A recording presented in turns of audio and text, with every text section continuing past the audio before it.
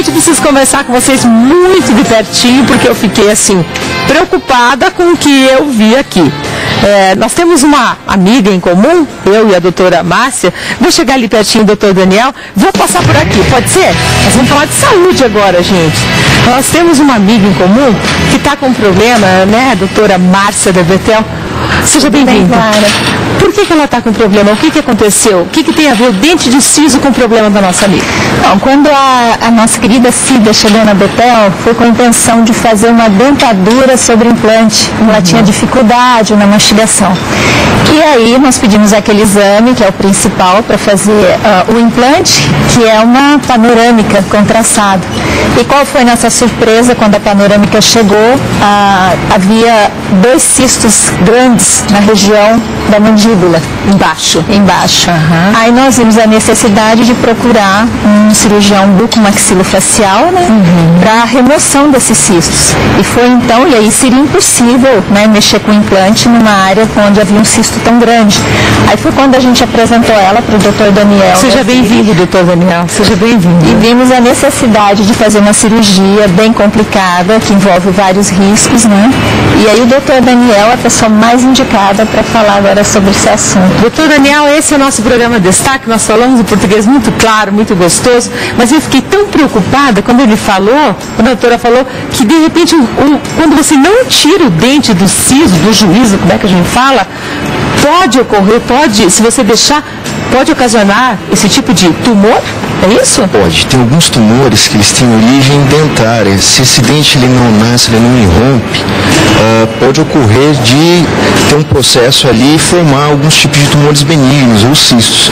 Foi o caso da colega de vocês, né? Infelizmente, foi crescendo lentamente esse tumor e graças a ela ter procurado um bom tratamento, detectaram e a gente está podendo intervir agora, até antes que houvesse uma fratura.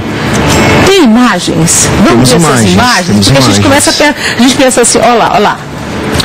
O que a gente observa na imagem ali do lado direito, né? Tem o dente do juízo ali, ou o dente do siso, falando de uma maneira mais simples, né? Ele está isolado, os outros dentes, e a gente observa uma área escura enorme atrás dele. Tudo aquilo é osso que foi reabsorvido, foi destruído por esse tipo de cisto, tá?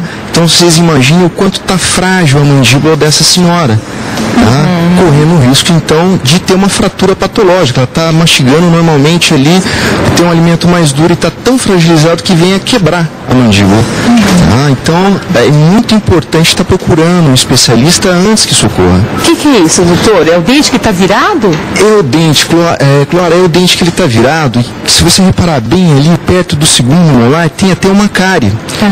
Por melhor que seja o nível de instrução do paciente, hoje a gente tem isso, tem água com flúor e tudo mais.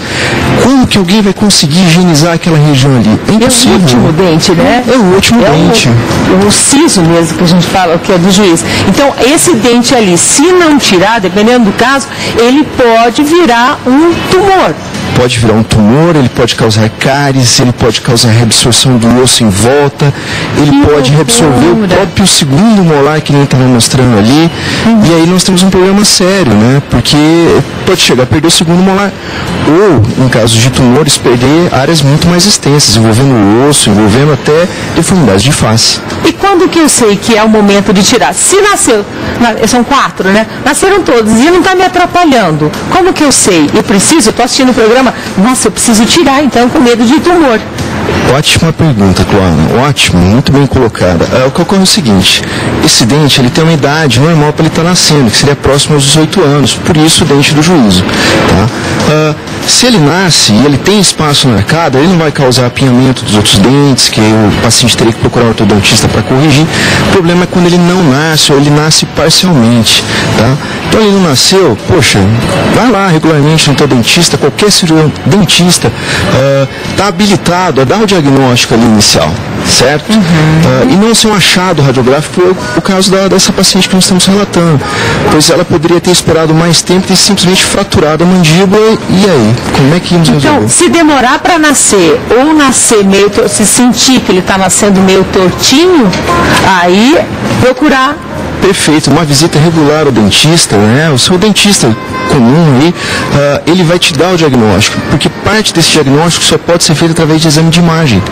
A gente viu muitas radiografias ali, e no caso dessa paciente em questão foi com uma tomografia que a gente definiu. É cirúrgico o caso dela, vai ter que ser uma cirurgia hospitalar, tá? Não dá para ser feito nem em ambiente de consultório. Anestesia geral e tudo? Anestesia geral e tudo, devido à extensão da lesão. Corre o risco de quebrar essa parte aqui? Corre o risco de uma fratura patológica, de quebrar. Olha, e foi assim, ela procurou, né, a BTL para colocar dentes, para fazer implante. E como o trabalho da BTL é muito sério, a doutora falou, não, eu não vou fazer implante porque tem alguma coisa errada. Exato. Aí procurou, como é que fala? Cirurgião bucomaxilofacial, que é o Dr. Daniel. Ele é especialista nessa área, né, um profissional bem habilitado. Então nós temos agora uma parceria com o Dr. Daniel, porque hoje em dia muitas pessoas têm problemas relacionados a esse dente. É grande parte da população, porque a nossa arcada diminuiu. Existem duas teorias que explicam isso. Por que antigamente não havia tanta necessidade de extração de siso e hoje há?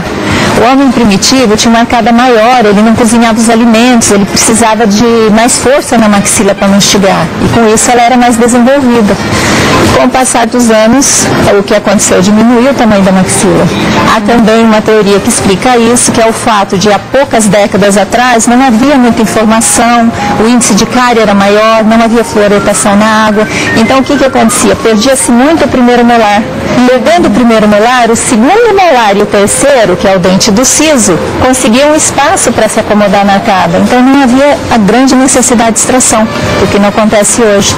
Então tem que as pessoas mesmo procurar o dentista para a gente já detectar esse problema. É igual assim, nós vamos fazer um preventivo, tanto o homem como a mulher, nós temos que também fazer esse preventivo, fazer esse acompanhamento no dentista, no nosso dentista. Obrigada, doutora Márcia. Obrigada, meu querido. Obrigada. Você é maravilhoso, viu?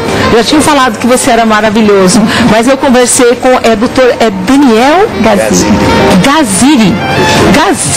Daniel Gaziri. Ele é ótimo, coração desse tamanho, bem legal.